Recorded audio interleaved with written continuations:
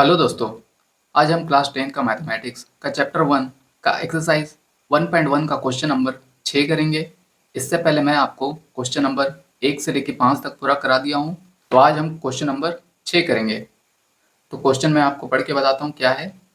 Explain why 7 into 11 into 13 plus 13 and 7 into 6 into 5 into 4 into 3 into 2 into 1 plus 5 are composite numbers. इसका मतलब हुआ जो ये आप देख रहे हैं 7 गुणा 11 गुणा 13 प्लस 13 और 7 गुणा 6 गुणा 5 गुणा 4 गुणा 3 गुणा 2 गुणा 1 प्लस 5 मतलब 5 आर कंपोजिट नंबर। मतलब ये जो देख रहे हैं ये हमें बताना है कैसे कंपोजिट नंबर है। ओके, तो सबसे पहले मैं आपको कंपोजिट नंबर के बारे में बताता हूँ। कंपोजिट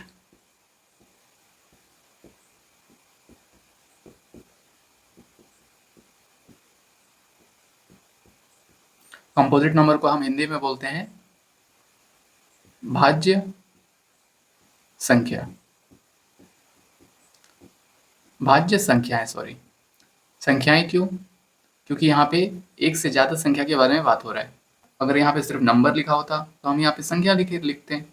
यहाँ पे नंबर्स लिखा है इसलिए यहाँ पे संख्याएं लिख रहे हैं। नंबर का मतलब सिर्फ एक नंबर के बारे में बात हो रहा है। और नंबर्स अगर यहाँ मतलब एस यहाँ पे आ गया इसका मतलब हुआ बहुत सारे संख्या के बारे में बात हो रहा है। ओके दोस्तों, तो हमें बताना है, सॉरी मैं बता रहा था कंपोजिट नंबर के बारे में। तो कंपोजिट नंबर कौन सा होता है? कंपोजिट वह नंबर होता है जिसका फैक्टर मोर देन 2 होता है। More than 2। ओके, मतलब गुणनखंड 2 से ज़्यादा, उसको हम कंपोजिट नंबर बोलते हैं। ओके दोस्तों, अब गुणनखंड क्या होता है देखिए। मान लेते हैं कोई नंबर है, मान लेते हैं 10। ओके, एग्जाम्पल के लिए ये 10 नंबर ले लिए। अब इसका गुणनखंड निकालेंगे तो क्या आएगा? इसका गुणनखंड होगा 1, 2, 5, 10। अब देख सकते हैं 10 का गुणनखंड इतना है, तो इसका गुणनखंड कितना है आप गिनिए। 1, 2, 3, 4। कितना आया गुणनखंड? 4 आया। तो आप यहाँ पे मैंने अभी यहाँ पे लिखा कि फैक्टर अगर 2 से ज़्यादा होगा, मतलब गुणनखंड 2 से ज़्यादा होगा, तो उसको हम क्या बोलेंगे? कंपोजिट नंबर बोलेंगे। तो आप देख सकते हैं 10 का गुणनखंड 2 से ज़्यादा है ना? ये जो भी नंबर्स है, मतलब 10 का गुणनखंड तो देखिए 1 होता है, और वह संख्या 10 वो भी होता है। इसके अलावा और भी संख्या होता है जो उसका गुणनखंड होगा। तो ऐसे संख्या को हम कंपोजिट नंबर बोलेंगे। ओके दोस्तों, कोई भी नंबर लेंगे आप, अगर मान लेते हैं 6 लिए, तो इसका 2 गुणनखंड तो 1 और वो 6 होगा, ये तो होगा ही होगा। ओके दोस्तों, मतलब ये जो 6 नंबर है एक होगा ही होगा, मतलब हर संख्या में एक उसका गुणनखंड होता ही होता है। ओके, और साथ में वो खुद नंबर, मतलब वो यहाँ पे वो खुद नंबर क्या है? 6। ओके, यहाँ पे 1 हो गया और वो खुद नंबर 6। इसके अलावा और भी जो नंबर होंगे वो क्या होंगे? 2 होगा, और कुछ होगा क्या? 3 होगा। तो यहाँ पे देख सकते हैं आप, यहाँ पे कितना हो गया गुणनखंड? 1, 2, 3, 4। ओके, यहाँ पे 4 गुणनखंड हो गया। तो यहाँ पे मैंने लिखा था कंपोजिट नंबर में अगर फैक्टर मोर देन 2 है, हिंदी में बोलूँ तो गुणनखंड 2 से ज़्यादा है, तो उसको हम कंपोजिट नंबर बोलेंगे। ओके दोस्तों, तो ये 10 क्या हो गया? कंपोजिट नंबर हो गया। 6 क्या होगा? कंपोजिट नंबर होगा। ओके, वैसे ही हमें यहाँ पे बताना है, ये जो आप देख रहे हैं इसका क्या गुणनखंड 2 से ज़्यादा है? ओके, अगर 2 से ज़्यादा है तो वो कंपोजिट नंबर होगा, यही हमें एक्सप्लेन करना है। ओके, तो मैं अभी इसको मिटा देता हूँ और हम फिर इसको करेंगे। ओके, तो एक काम करते हैं, यहीं पे करते हैं। ओके, इसको हम ले लेते हैं 7 गुणा 11 गुणा 13 प्लस 13। इसको कैसे करेंगे? देखिए, इसको हम अगर सरल करते हैं, ओके, तो यहाँ पे आप देख सकते हैं 13 यहाँ पे है, 13 यहाँ पे, तो एक काम करते हैं, 13 को हम बाहर निकाल लेते हैं, मतलब कॉमन निकालते हैं। तो 13 यहाँ से निकल गया, तो क्या बचा यहाँ पे? 7 गुणा 11 गुणा 1, और यहाँ पे प्लस, यहाँ से भी अगर 13 बाहर निकल गया तो क्या बचेगा? यहाँ पे 1 बचेगा। ओके, उसके बाद इसको हम सरल कर लेते हैं, बराबर, ओके, बराबर भी आप यहाँ पे डाल सकते हैं। ये हो गया 13, इसके बाद इसको गुणा करते हैं, 11 सते 77, है ना? 7 का मल्टीप्लाई करेंगे 7 से तो ये आएगा 77, और 77 का 1 से गुणा करेंगे तो वही आएगा 77। ओके दोस्तों, 77 प्लस 1, उसके बाद ये क्या हो जाएगा? 13 गुणा, ये कितना हो जाएगा? 77 और 1 78। ओके, और ये यहाँ पे मतलब ये तो गुणा में है, तो हम इसको गुणा में कर लेते हैं, 13 गुणा 78। तो आप देख सकते हैं ये क्या आया, है ना? ये आ गया हमारा, सरल किए तो ये हो गया 13 गुणा 78। तो आप देख सकते हैं ये जो 13 गुणा 78 है, तो इसका गुणनखंड कितना आ रहा है? अभी तो दो ठो दिख रहा है, एक 13 है और एक 78 है, लेकिन 78 का भी गुणनखंड इसके अंदर बहुत सारा छुपा हुआ है। तो चलिए हम इसको निकाल लेते हैं। तो 78 का गुणनखंड क्या होगा? 2 होगा, 1 भी होगा साथ में, और क्या होगा? 3 होगा, और कुछ होगा क्या? और क्या हो सकता है बताइए? 4 होगा क्या?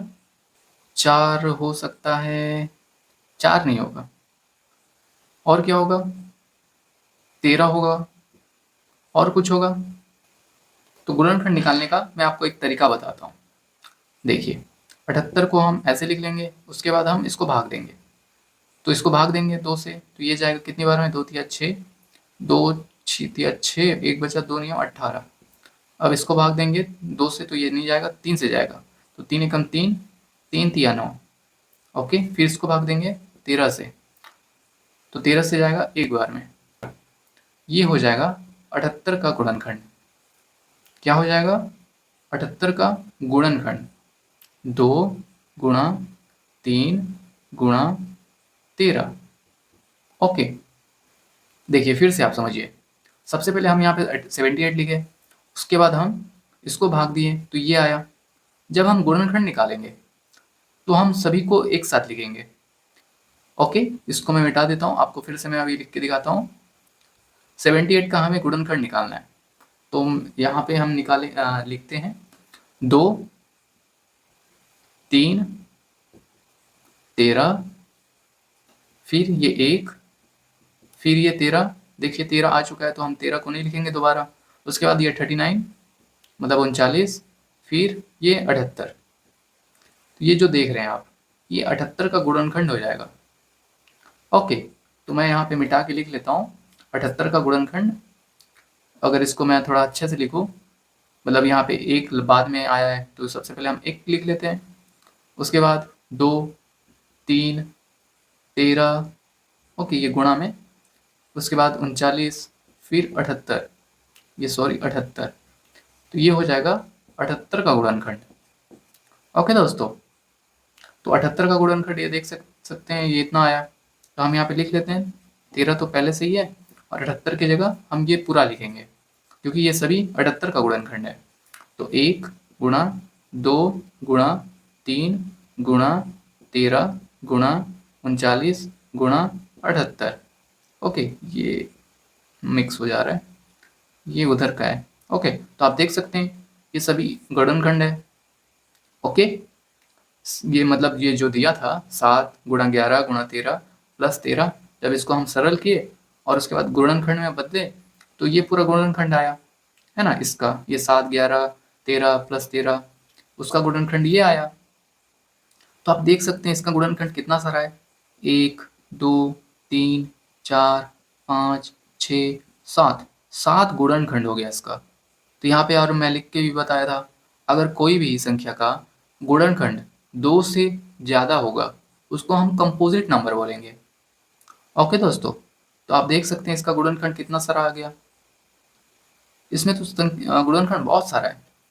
तो आप इसको ये भी समझ सकते हैं, इसका गुणनखंड 2 से तो ज़्यादा ही हुआ, है ना। इसका गुणनखंड 2 से तो ज़्यादा ही हुआ, है ना। इतना सारा आप गुणनखंड देख सकते हैं, तो 2 से ज़्यादा हुआ, तो इसको हम क्या बोलेंगे, ये कंपोजिट नंबर है। क्यों है? क्योंकि यहाँ पे देख सकते हैं गुणनखंड 2 से ज़्यादा होगा तो उसको हम कंपोजिट नंबर बोलेंगे, है ना दोस्तों। तो यहाँ पे आप देख सकते हैं इसका गुणनखंड इतना सारा आया, तो इसको हम बोलेंगे ये जो है ये कंपोजिट नंबर है। ओके, ये कंपोजिट नंबर है। अब हम इसको देखते हैं। ओके दोस्तों, तो मैं इसको मिटा देता हूँ ताकि थोड़ा सा जगह हो जाए। दोस्तों मार्कर कड़क कर,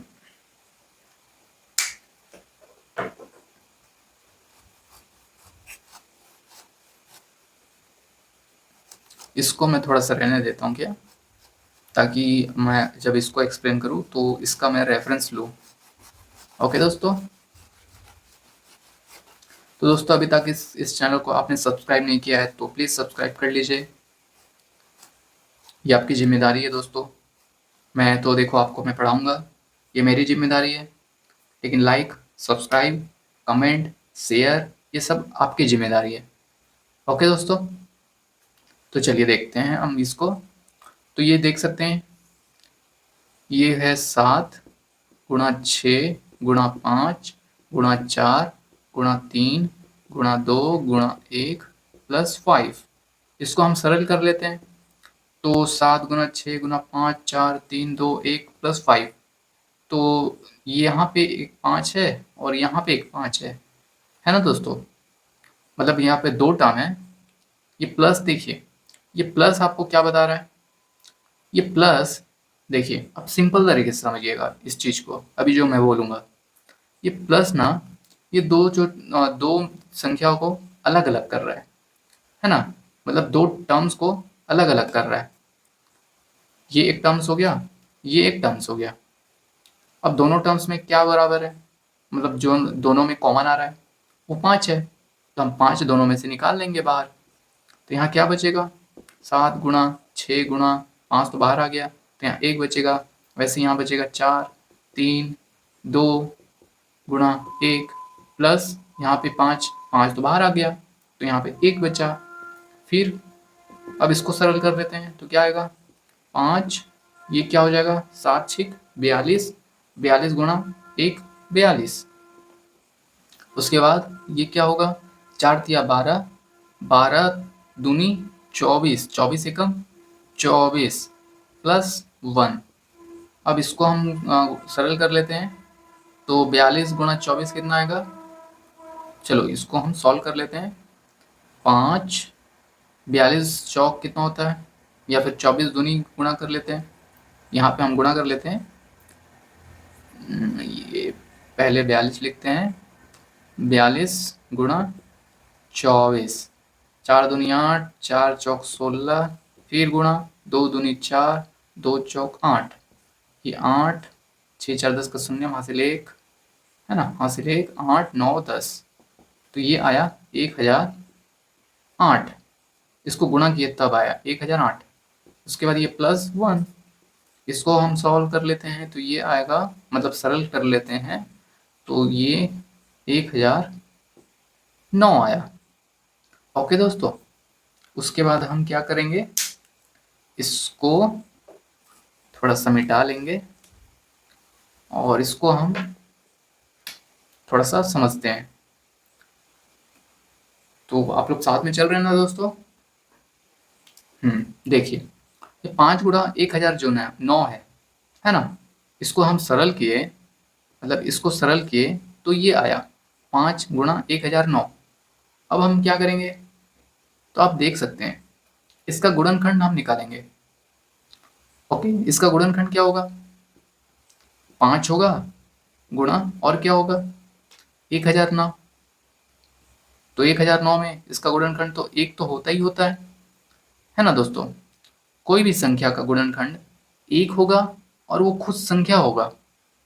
तो यहाँ पे 1009 इसका गुणनखंड होगा 1 होगा और वो संख्या 1009 होगा। और भी होगा इसमें, लेकिन देखिए ये थोड़ा बड़ा नंबर है, तो हो सकता है थोड़ा हमें गुणनखंड निकालने में प्रॉब्लम हो, है ना। लेकिन देखिए ध्यान दीजिए दोस्तों, हमें ये पता करना है कि ये जो नंबर है ना, ये जो आप देख रहे हैं ये, हमें बस ये पता करना है क्या इसका गुणनखंड 2 से ज़्यादा है, बस हमें यही पता करना है। तो आप देख सकते हैं इसका गुणनखंड ये है ना, ये देख सकते हैं ये गुणनखंड इसका इसका गुणनखंड 2 से ज़्यादा आ गया। ये पहला गुणनखंड, ये दूसरा गुणनखंड, ये तीसरा गुणनखंड, तो हमें और गुणनखंड निकालने की ज़रूरत ही नहीं। पिछले वाले में मैं आपको बता दिया था इतना सारा गुणनखंड, तो इसमें आप नहीं भी निकाले तो भी समझ जाइए कि इसका गुणनखंड यहाँ पे 2 से ज़्यादा आ गया, है ना। ये तीसरा गुणनखंड, कहने का मतलब है जब हम इसको सरल किए तो ये आया। अब हम इसको जब गुणनखंड में बदले तो इसका गुणनखंड ये है। तो इससे हमें ये पता चल रहा है कि इसका जो गुणनखंड आया 2 से ज़्यादा आया। अगर 2 से ज़्यादा है तो यह कंपोजिट नंबर है। ओके दोस्तों, अगर यहाँ पे गुणनखंड 2 से ज़्यादा नहीं आता तो हम इसको बोलते हैं ये कंपोजिट नंबर नहीं है। ओके दोस्तों, तो यहाँ पे कंपोजिट नंबर है, क्यों है? क्योंकि इसका गुणनखंड 2 से ज़्यादा आया।